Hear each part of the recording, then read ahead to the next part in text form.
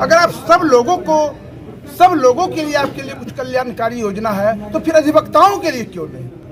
अधिवक्ता भी आपका है, अधिवक्ता भी देश का नागरिक है। ऐसा नहीं कि हम अधिवक्ता लोग विदेशी हैं।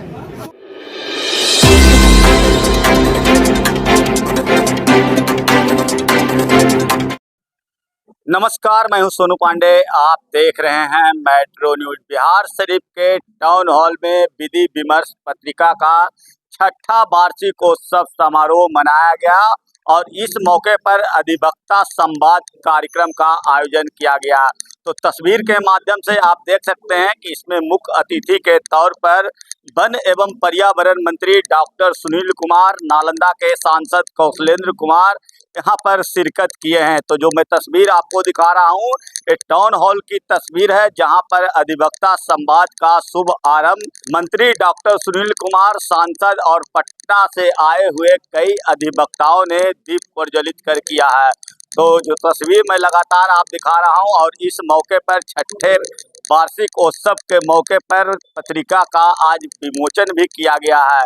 तो विमोचन के साथ साथ आए हुए पटना से कई अधिवक्ताओं ने क्या कुछ कहा है मैं आपको सुनाऊंगा। वही नालंदा के सांसद कौशलेंद्र कुमार और मंत्री डॉक्टर सुनील कुमार ने भी अपने संबोधन में बहुत अच्छी बातें बताई है, उसे भी मैं आपको मेट्रो न्यूज़ के माध्यम से सुनाऊंगा।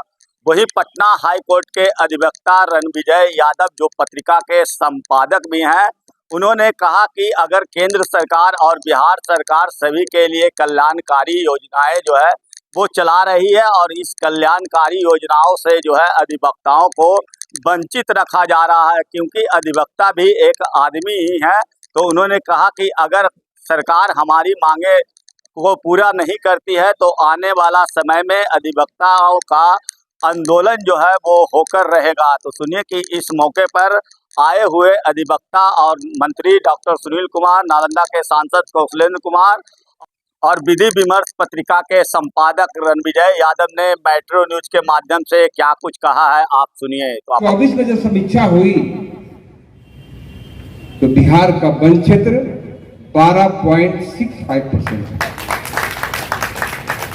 और हरित क्षेत्र 2.5% था। टोटल मिलाकर 15 से ऊपर हरित क्षेत्र बिहार का होगा।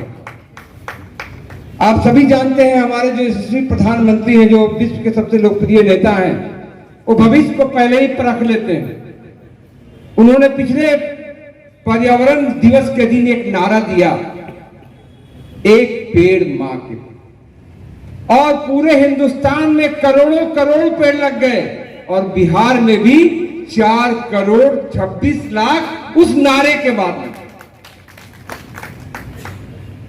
जब मुझे इस विभाग का मंत्री बनाया गया तो हमने भी एक संकल्प लिया कि हम 2028 तक 17% हरित बिहार बनाएंगे। लेकिन उस संकल्प को पहले पूरा करने के लिए हमने एक नारा दिया,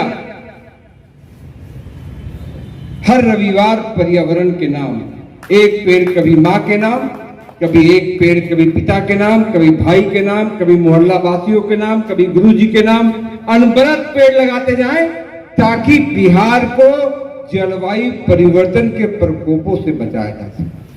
अनवरत पेड़ लगाते जाएं ताकि बिहार को जलवायु परिवर्तन के प्रकोपों से बचाया जा सके। कार्यक्रम है वह विधि पर विमर्श होना है। तो हम लोग विधि के जानकार नहीं हैं, लेकिन राजनीति करते हैं तो आप लोग से तो घुल मिल के रहते हैं तो कुछ जानते हैं। यह देश है जो सबसे बड़ा लोकतंत्र है, हमारा देश भारत।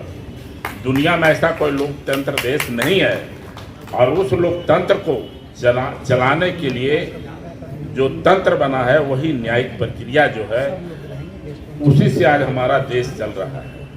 आप वैसे परिस्थिति में जो आपने पुस्तक निकाली है और 6ठा वार्षिकोत्सव मना रहे हैं, इसके लिए मैं आप तमाम लोगों को शुभकामना देता हूँ। लोगों को लाभ के लिए आप कानून बनाते हैं और होता है घाटा। तो पहली हमारी मांग है इनसे, इस बात के लिए सरकार से कि विधानमंडलों में और संसद में स्थान कर चुका।